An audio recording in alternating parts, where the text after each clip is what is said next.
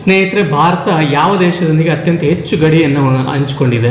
China, Pakistan ಅಂದರೆ ತಪ್ಪಾಗತ್ತಿಲ್ಲಿ. ನಾವು 7 ದೇಶಗಳೊಂದಿಗೆ ಗಡಿಯನ್ನು ಹಂಚಿಕೊಂಡಿದ್ದೀವಿ. ಅದರಲ್ಲಿ ಮುಖ್ಯವಾಗಿ ನೋಡಿದಾಗ ಅಫ್ಘಾನಿಸ್ತಾನದೊಂದಿಗೆ ಕೇವಲ 106 ಕಿಲೋಮೀಟರ್ನಷ್ಟು ಗಡಿಯನ್ನು ಹಂಚಿಕೊಂಡಿದ್ದೀವಿ. ಭೂತಾನ್ 699 ಕಿಲೋಮೀಟರ್ ಗಡಿಯನ್ನು ಹಂಚಿಕೊಂಡಿದ್ದೀವಿ. 4 ರಾಜ್ಯಗಳ ಗಡಿ ಹೊಂದಿದೆ.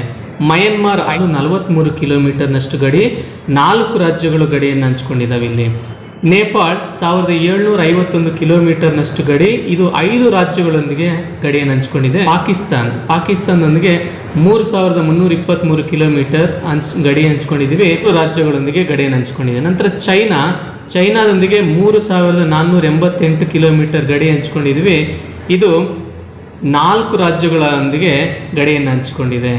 ನಂತರ ಬಾಂಗ್ಲಾದೇಶ್ ಅತ್ಯಂತ ಹೆಚ್ಚು ಗಡಿ, 4150 ಕಿಲೋಮೀಟರ್ನಷ್ಟು ಗಡಿಯನ್ನು ಹೊಂದಿದೆ. 5 ರಾಜ್ಯಗಳೊಂದಿಗೆ ಗಡಿಯನ್ನು ಹಂಚಿಕೊಂಡಿದೆ.